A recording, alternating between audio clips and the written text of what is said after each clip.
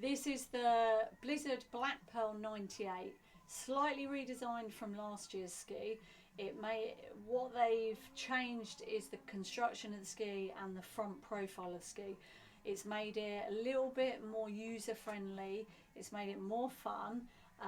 It's the bigger 98 version. There is also a little sister, the 88, but the 98 is definitely suited to somebody who wants to ski more predominantly off piste. You want to still obviously be able to ski the piste, and you still want to be able to get to the off piste and have a nice feeling from turn to turn, but once you get this ski off piste, it's going to be super smooth, super floaty feel. It keeps you in balance. It's not the kind of ski that's really stiff, really chucks you around and feels hard to control. It's a lovely, lovely feel.